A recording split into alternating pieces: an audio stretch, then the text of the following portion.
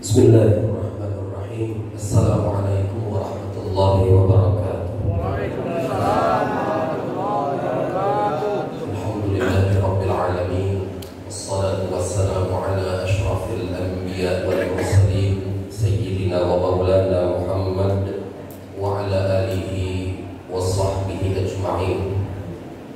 Para hadirin dan hadirat jemaah salat Isya, insyaallah salat tarawih dan witir yang semoga kita senantiasa dirahmati Allah dan diampuni dosa-dosa kita oleh Allah Subhanahu wa taala di bulan Ramadan yang mulia ini.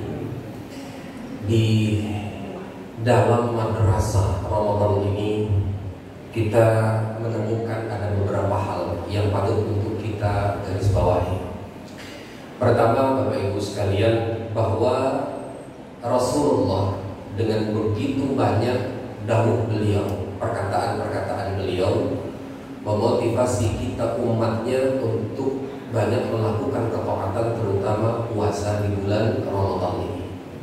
Di antaranya misalnya Rasul pernah bilang, menyampaikan sebuah hadis qudsi bahwa pahala orang berpuasa itu lebih banyak dari 700 kali lipat. Di lain sisi Rasul juga mengatakan, man shoma Ramadan imanan wa ihtisaban. Orang yang puasa Ramadan dengan keimanan dan mengharapkan ridha Allah, ghufira lahu ma taqaddama min dhanbihi, diampuni dosa-dosanya. Para ulama beda pendapat ini, Pak. Dosa yang mana yang dihapus oleh Allah?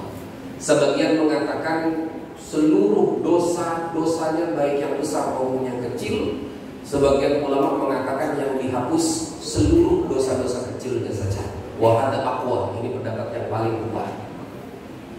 Kemudian Rasulullah juga mengatakan nanti orang-orang yang puasa masuk surga dengan pintu khusus namanya Ar-Rayyan. Ada 8 pintu di surga, Pak. Satu pintu namanya Ar-Rayyan khusus bagi orang yang puasanya iman dan wahtisaban, hanya mengharapkan ridha Allah dengan keimanan. Ini motivasi dari baginda Rasul. Ini dorongan yang kuat dari baginda Rasul untuk kita umatnya, untuk berpuasa di bulan ini agar mendapatkan itu semua, agar dapat pahala lebih banyak dari 700 kali lipat, agar diampuni dosa-dosa kita seluruhnya, dan agar nanti kita bisa masuk surga lewat pintu namanya Ar-Rayyan. Tetapi di lain sisi Rasulullah juga bilang, Pak, rubba sha'imin laisa lahu min siyamihi illa al-ju' wal 'atas. Banyak orang puasa, kata Nabi. Jadi kalau pakai rubba artinya tidak sedikit, banyak. Banyak orang puasa, kata Nabi, gak dapat apapun kecuali hanya lapar dan haus saja. Para syurahul hadis, para ulama yang memberikan komentar tentang hadis ini, kemudian memberikan penjelasan. Gimana bisa orang puasa kok gak dapat apa-apa? Kemungkinannya bagaimana? Kata mereka kemungkinannya 3, Pak. Kemungkinan pertama, mereka itu tidak dapat apapun dari puasanya. Kenapa? Karena li'adamil ilmi bihadihil ibadah. Tidak ada ilmunya terhadap ibadah yang mereka kerjakan. Ada seorang ulama dari kalangan khalifah, seorang pemimpin kaum muslimin sekaligus mujtahid, namanya Umar bin Abdul Aziz, cucu dari Umar bin Khattab dari jalur ibu. Beliau bilang begini, Pak, man kana amaluhu, barang siapa yang amalnya bila ilmin, tanpa ilmu, apa saja, wudukah, sholatkah, puasakah, apapun, karena ma yufsidu, yang dia rusak dari ibadahnya, aktsar mimma yuslihu, itu lebih banyak daripada ibadahnya yang benar dia kerjakan. Artinya orang ibadah, Pak, kalau nggak pakai dasar ilmu, tidak ada pondasi ilmu, maka ibadah yang dia kerjakan, potensi rusaknya, potensi gagalnya, potensi tidak diterimanya, itu prosentasenya lebih besar daripada ibadahnya orang yang pakai ilmu. Banyak orang yang sholat, ketika ditanya landasan ilmunya dia sholat, apa rukun sholat, tidak tahu. sholat? Tidak ngerti. Kenapa sholat? Ya karena dari kecil saya sudah sholat. Ini tanpa ilmu.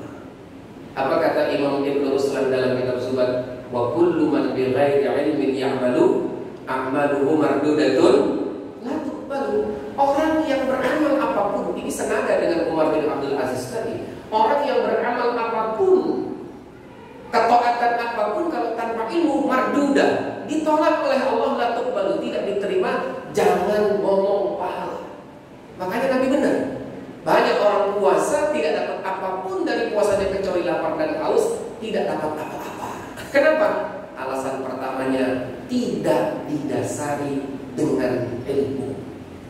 Mudah-mudahan bapak-bapak dan ibu-ibu yang puasa tahun ini semuanya pakai ilmu. Kalau ditanya rukun puasa ada berapa Pak? Tahu jawabannya. Apa syarat sah puasa Pak? Tahu jawabannya. Apa saja Pak yang membatalkan puasa? Tahu jawabannya. Tahu ilmunya, sehingga menjalankannya benar-benar dengan pengetahuan terhadap ibadah tersebut. Yang kedua, kata para ulama, kenapa Rasul bisa bilang banyak orang puasa tidak dapat apapun kecuali hanya lapar dan haus? Kata mereka tidak tahu, tidak kenal dengan yang merintah mereka puasa. Loh, kok bisa begitu? Coba Pak, kita lihat ayat Al-Quran. Orang-orang musyrik Quraisy saat itu, ketika Rasul diminta untuk bertanya kepada mereka, coba Muhammad tanya kepada mereka, la in sa'altahum man khalaqahum, siapa yang menciptakan mereka? Ini orang-orang musyrik. Apa jawabannya Pak?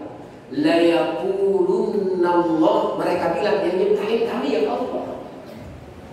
Di lain ayat ditanya siapa yang menurunkan air hujan, menghidupkan bumi yang sudah mati. Orang-orang musyrik Quraisy ditanya yang menurunkan hujan dan menghidupkan yang mati, itu Allah.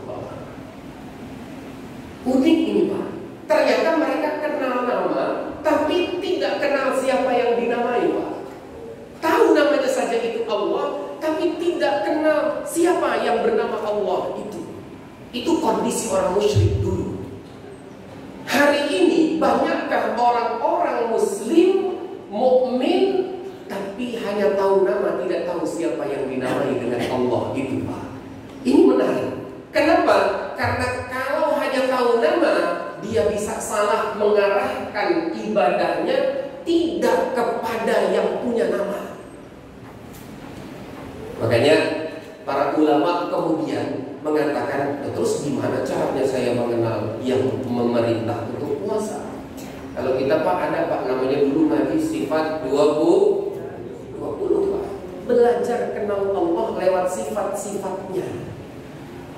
Tahu mengenal Allah lewat asma-asma'nya, tidak mengetahui bagaimana hakikatnya. Jadi kalau orang belajar cari hakikat Allah kayak apa, bisa rusak. Kita hanya bisa kenal lewat sifat-sifat dan asma. Jadi tahu siapa yang bernama Allah. Kelanjutannya nanti lewat di majelis-majelis ilmu. Yang terakhir Pak, yang ketiga dan ini juga paling penting, orang puasa tidak dapat apapun karena Nabi menurut para ulama karena tidak paham esensi ibadah. Apa itu ibadah Pak? Ghayatul khusyuk wal khudu' wan nihayatu tadallul. Puncak tunduk patuh, puncak perendahan diri, ini ibadah. Tidak ada tendensi kepentingan kita terhadap dunia yang masuk dalam ibadah kita. Makanya ibadah itu korelasinya selalu dengan ikhlas. Al-amalu bit-tha'ah lillahi wahdah. Beramal untuk ketaatan hanya Allah, tidak ada yang lain. Jadi ibadah itu hanya kau adalah Tuhanku ya Allah, kau perintahkan aku, maka aku jalankan perintahmu. Tidak ada tendensi apapun di dalamnya. Jadi bukan kita memasukkan kepentingan-kepentingan kita di dalam ibadah kita. Contoh mudahnya begini. Banyak orang bangun malam, kemudian dia salat, kemudian dia menangis.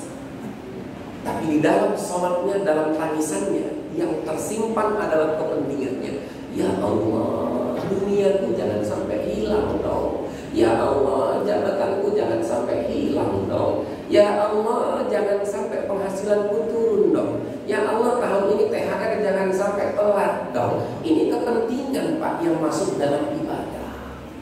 Bukan lagi puncak tunduk dan patuh kepada Allah, tetapi bagaimana orang ini berupaya memasukkan keinginan kepentingan dunianya, kemudian apa? Ini dilaporkan kepada Allah seakan-akan ibadah kehilangan esensinya, ibadah kehilangan nilai ikhlasnya, tidak lagi menghamba, tetapi hanya semata-mata ingin minta dan minta dan minta, tanpa menyerahkan puncak tunduk dan patuhnya kepada yang dia sembah. Esensinya hilang.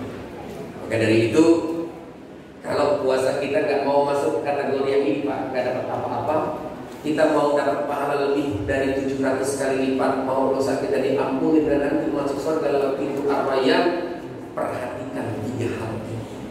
Di madrasah Ramadaniyah ini, maka kita belajar untuk memperbaiki setiap nilai ibadah kita, termasuk puasa kita, agar benar-benar diterima Allah. Keluar kita jadi orang-orang yang bertakwa kepada Allah Subhanahu wa Ta'ala, dan kelak kita masuk ke dalam surganya bersama dengan baginda Rasul lewat pintu yang namanya Ar-Rayyan.